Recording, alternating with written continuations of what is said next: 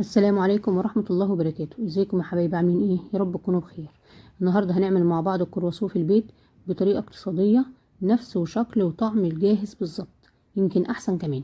هنعمله بطريقة مبسطة عن الطريقة الاصلية، لانها بتاخد مجهود شوية وكمان بتاخد وقت وليها تكنيك معين في التحضير، لكن الطريقة دي اقل في الوقت والمجهود وبتدينا نفس الشكل، مقرمش من بره وكمان مورق من جوه. نلتزم بالمقادير وطريقة التحضير وان شاء الله هيديكم نتيجة حلوة باذن الله. وقبل ما نبدأ الفيديو ما تنسوش تعملوا لايك ليه. نبدأ على بركة الله ونقول بسم الله الرحمن الرحيم. انا معايا هنا في البولة بتاعة العجان كوباية من اللبن 200 جرام، 200 ملي يعتبر، ومعايا كوباية قصادها من المية 200 ملي، ومعلقة خميرة ما يعادل 12 جرام، واتنين معلقة سكر كبيرة 30 جرام، ومعايا معلقة صغيرة بتاعة ملح كده 5 جرام، ومعايا بيضة، ومعايا 100 جرام او 100 ملي من الزيت، ومعلقة كبيرة من الخل، معلقة طعام كبيرة من الخل. وبعدين اخلي المكونات دي كلها تدوب مع بعضها، وبعد كده انزل بالدقيق. معايا هنا 650 جرام من الدقيق، ونبدأ نعجنهم. ما عندكيش عجان هتعجني على ايدك ما لا يقل عن ربع ساعة لحد ما تدينا العجينة اللي هي تبقى طرية وفيها تلزيقة بسيطة خالص، يعني مش تلزيقة جامدة يا بنات، هي بس تلزيقة بسيطة خالص. تمام كده. ونبدأ بقى نخمرها في مكان دافي. لو انت ما عندكيش لبن تقدري تعملي المكونات دي كلها بالميه، هتبقى جميله ان شاء الله وهتبقى حلوه باذن الله.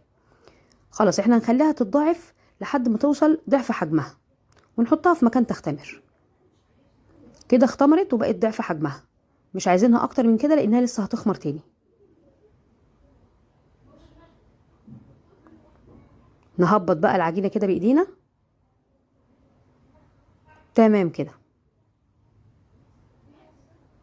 نبدا بقى نطلعها الرخامه، وتكون الرخامه نظيفه، وتبداي تفرديها زي ما انت ما شايفه كده.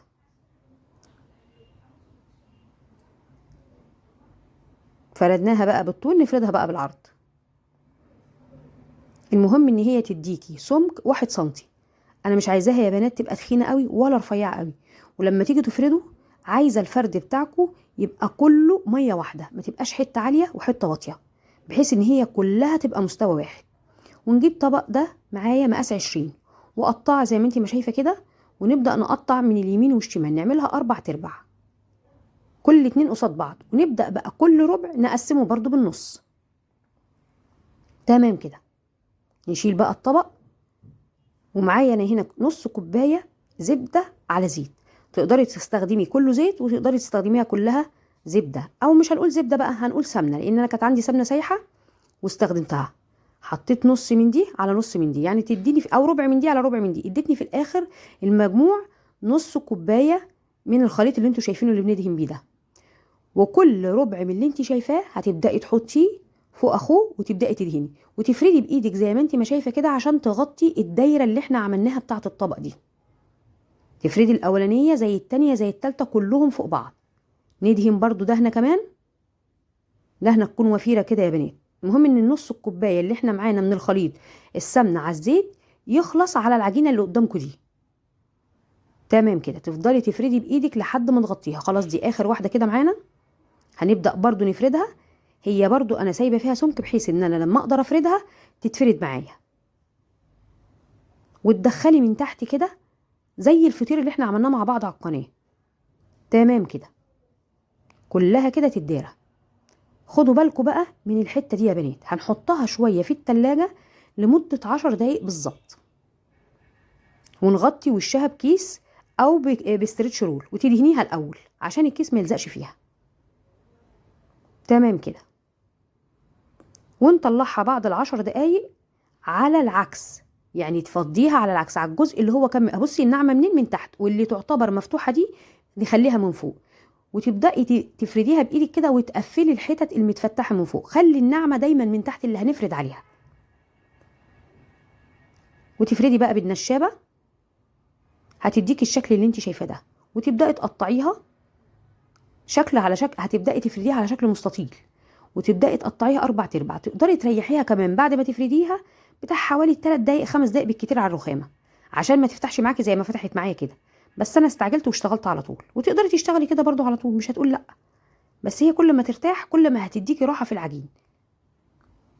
وتقسميهم كل واحده يعني هتقسمي العجينه اللي قدامك دي 4 ارباع، وكل ربع هتبداي تقسمي كل واحده فيه على 3.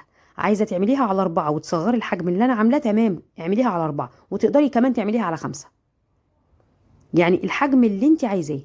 انا كل واحده قطعتها زي ما انتم شايفين كده على 3، يعني كل ربع من اللي احنا قطعناه عملته على 3.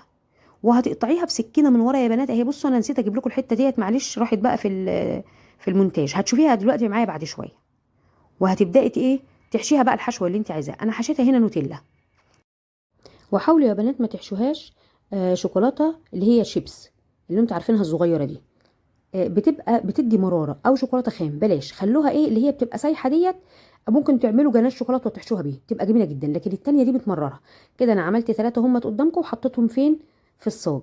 وحطيت تحت منها ورق للخبيز اللي هو بتاع الحواوشي يا بنات. وتقدري تحطي ورق زبده. هنا هنحشيها بالجبنه. بصي يا بنات انا فتحتها من ورا حته صغيره، وتشدي العجينه كده لقدام وتمطيها كده، هتديكي معاكي توريقات كتير. وتبداي تبططي الحته اللي قدام دي تفرديها اهي. بصي العجينه من ورا مقطوعه ازاي. دي انا قطعتها برده بالقطاعه، بس ما جاتش في المونتاج اهي. شفتوها دلوقتي كده. وتبداي تلفي، وانت بتلفي شديها بايدك كده عشان تديكي توريقه. وفي الاخر تبططي الجزء دوت وتحطيها تحت منها كده. تمام كده، ما فيهاش اي جهد.